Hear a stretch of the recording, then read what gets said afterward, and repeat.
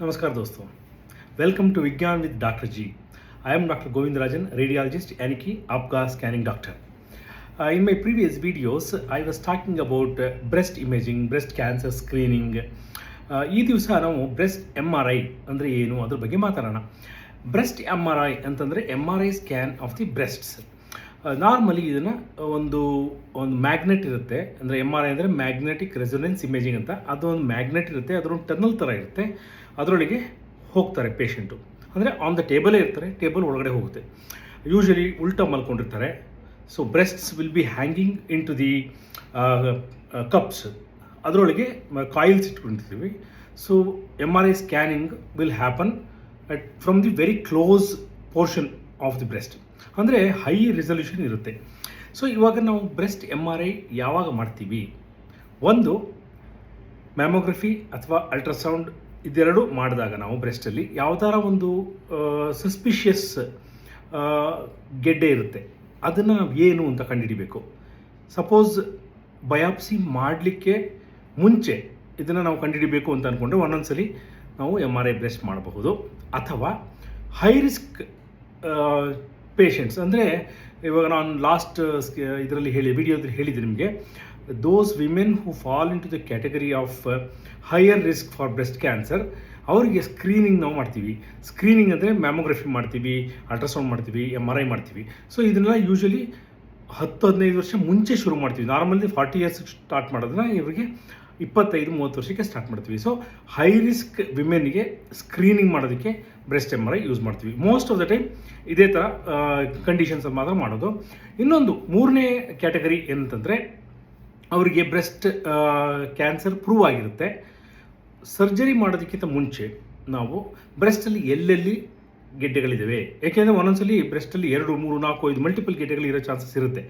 ನಾವು breast conservation surgery ಅಂತ ಮಾಡುವಾಗ, ಅಂದರೆ ಬ್ರೆಸ್ಟನ್ನು ಉಳಿಸಿ ಬರೀ ಗೆಡ್ಡೆಗಳನ್ನು ಮಾತ್ರ ತೆಗೆಯುವಾಗ ನಮಗೆ ಎಲ್ಲೆಲ್ಲಿ ಗೆಡ್ಡೆಗಳಿದೆ, ಎಲ್ಲೆಲ್ಲಿ ಸಸ್ಪಿಷಿಯಸ್ ಲೀಷನ್ಸ್ ಇದ್ದಾವೆ ಅದನ್ನು ಮ್ಯಾಪ್ ಮಾಡ್ಕೋಬೇಕಾಗತ್ತೆ. ಆವಾಗಲೂ ಬ್ರೆಸ್ಟ್ MRI ಮಾಡಬೇಕಾಗಬಹುದು. ಇದು ಮೇಯ್ನ್ಲಿ ಇದು 3 ತರಹ ಕಂಡೀಷನ್ಸಲ್ಲಿ ಬ್ರೆಸ್ಟ್ MRI ಮಾಡ್ತೀವಿ. ನಾವು ಯಾವ ರೀತಿ ಮಾಡ್ತೀವಿ, ಯಾವಾಗ ಮಾಡಿಸ್ಬೇಕು? ಮೋಸ್ಟ್ ಕಾಮನ್ಲಿ ನಾನು ಹೇಳಿದಾಗೆ ಫಸ್ಟು ಸ್ಕ್ರೀನಿಂಗ್ ಮಾಡಿದಾಗ ಏನಾರು ಡೌಟ್ ಬಂತು ಅಂತಂದರೆ ಅದರಿಂದ ಮುಂದೆ MRI ಮಾಡಿಸ್ಬೋದು, ಅಥವಾ ಹೈ ರಿಸ್ಕ್ ಅವ್ರಿಗೆ ಸ್ಕ್ರೀನಿಂಗ್ ಮಾಡುವಾಗ.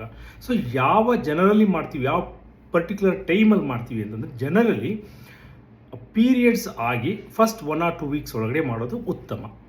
ಪೀರಿಯಡ್ಸ್ ಆಗಿ 4-5 ವಾರ, ಅಂದರೆ ನೆಕ್ಸ್ಟ್ ಪೀರಿಯಡ್ ಇನ್ನೇನು ಬರುತ್ತೆ ಅನ್ನೋ ಟೈಮಲ್ಲಿ ಮಾಡೋದನ್ನು ಆದಷ್ಟು ಅವಾಯ್ಡ್ ಮಾಡೋದು ಒಳ್ಳೆಯದು. ಯಾಕೆಂದರೆ ಫಾಲ್ಸ್ ಪಾಸಿಟಿವ್ ಫೈಂಡಿಂಗ್ಸ್ ಬರೋ ಚಾನ್ಸಸ್ ಇರುತ್ತೆ ಅದರಿಂದ. ಅದು ಒಂದು. ಸೆಕೆಂಡು, ಇದಕ್ಕೆ ಒಂದು ಬ್ಲಡ್ ಟೆಸ್ಟ್ ಮಾಡಿಸ್ತೀವಿ, ಸೀರಮ್ ಕ್ರಿಯಾಟಿನಿನ್ ಅಂತ. ಏನಕ್ಕೆ ಅಂದರೆ ಬ್ರೆಸ್ಟ್ ಸ್ಕ್ಯಾನ್ ಮಾಡುವಾಗ, MRI ಸ್ಕ್ಯಾನ್ ಮಾಡುವಾಗ ಒಂದು ಇದು ಕಾಂಟ್ರಾಸ್ಟ್, ಅಂದರೆ MRI ಕಾಂಟ್ರಾಸ್ಟ್ ಅಂತ ಹೇಳ್ತೀವಿ, ಅದಕ್ಕೆ ಗ್ಯಾಡೋಲಿನಿಯಮ್ ಅಂತ ಹೇಳ್ತೀವಿ. ಅದನ್ನು ಇಂಜೆಕ್ಟ್ ಮಾಡ್ತೀವಿ. ಅದನ್ನು ಇಂಜೆಕ್ಟ್ ಮಾಡಿದ್ರೆ ಅದು ಚೆನ್ನಾಗಿ ಕಾಣಿಸುತ್ತೆ. ಟ್ಯೂಮರ್ ಯಾವ್ದಾರು ಇತ್ತು ಅಂತಂದರೆ ಅದು ಎನ್ಹ್ಯಾನ್ಸ್ಮೆಂಟ್ ಅಂದರೆ ಇನ್ನೂ ಬ್ರೈಟಾಗಿ ಕಾಣಿಸುತ್ತೆ. ಮತ್ತು ಅದಕ್ಕೆ ಬ್ಲಡ್ ವೆಸಲ್ಸ್ ಯಾವ ಥರ ಹೋಗ್ತಾ ಇದೆ, ಎಷ್ಟು ಬ್ಲಡ್ ಹೋಗ್ತಾ ಇದೆ, ಎಷ್ಟು ಬೇಗ ಅದರೊಳಗೆ ಹೋಗುತ್ತೆ, ಎಷ್ಟು ಬೇಗ ವಾಶ್ಔಟ್ ಆಗುತ್ತೆ, ಇದನ್ನು ಕಂಡುಹಿಡಿತೀವಿ. ಸೊ ಇದನ್ನು ನಾವು ಟೈಮ್ ಇಂಟೆನ್ಸಿಟಿ ಕರ್ವ್ ಅಂತ ಹೇಳ್ತೀವಿ. ಅಂದರೆ ಇಂಜೆಕ್ಟ್ ಮಾಡಿರೋ ಟೈಮಿಗೂ ಆ ಬ್ರೆಸ್ಟ್ ಟ್ಯೂಮರು ಎಷ್ಟು ಬ್ರೈಟ್ ಆಗ್ತಾ ಹೋಗುತ್ತೆ ಅಥವಾ ಎಷ್ಟು ಬ್ರೈಟಾಗಿ ವಾಪಸ್ಸು ಡಾರ್ಕ್ ಆಗ್ತಾ ಹೋಗುತ್ತೆ, ಇದನ್ನು ಕಂಡುಹಿಡಿಯೋದನ್ನ ಟೈಮ್ ಇಂಟೆನ್ಸಿಟಿ ಕರ್ವ್ ಅಂತ ಹೇಳ್ತೀವಿ. ಸೊ ಇದನ್ನೇನು ಮಾಡಬೇಕು ಅಂದರೆ ಸ್ಪೆಸಿಫಿಕ್ ಆಗಿ ಡೈನಮಿಕ್ ಕಾಂಟ್ರಾಸ್ಟ್ ಎನ್ಹ್ಯಾನ್ಸ್ಮೆಂಟ್ ಅಂತ ಮಾಡ್ತಾರೆ. ಅಂದರೆ ಇಂಜೆಕ್ಟ್ ಮಾಡೋದು ಒಂದು ಸ್ಪೆಸಿಫಿಕ್ ರೇಟಲ್ಲಿ ಮಾಡ್ತೀವಿ, ಮತ್ತು ಸ್ಕ್ಯಾನನ್ನು ಮಲ್ಟಿಪಲ್ ಸ್ಕ್ಯಾನ್ಸ್ ತೊಗೋತೀವಿ. ಒಂದೇ ಜಾಗದ್ದು ಮಲ್ಟಿಪಲ್ ಸ್ಕ್ಯಾನ್ಸ್ ತೊಗೋತೀವಿ ಡಿಫ್ರೆಂಟ್ ಟೈಮಲ್ಲಿ. ಸೊ ಇವಾಗ ನಾವು ಯಾವ ಟೈಮಲ್ಲಿ ಎಷ್ಟು ಎನ್ಹ್ಯಾನ್ಸ್ಮೆಂಟ್ ಆಗುತ್ತೆ ಅಂತ ಕಂಡುಹಿಡಿಬೋದು. So that's called time intensity curve. ಆ ಕರ್ವ್ ಶೇಪ್ ಮೇಲೂ ನಾವು ಇದನ್ನು ಕ್ಯಾನ್ಸರಾ ಅಲ್ವಾ ಅಂತ ಹೇಳಬಹುದು. ಸೊ ಇವಾಗ ಪೇಷಂಟ್ ಯಾವ ಥರ ಪೊಸಿಷನಲ್ಲಿ ಇರ್ತಾರೆ? ಯೂಶ್ವಲಿ ನಾನು ಹೇಳಿದೆ ಟೇಬಲ್ ಇರುತ್ತೆ, ಟೇಬಲ್ ಮೇಲೆ ಉಲ್ಟಾ ಮಲಗಿರ್ತಾರೆ, ಅಂದರೆ ಪ್ರೋನ್ ಪೊಸಿಷನ್.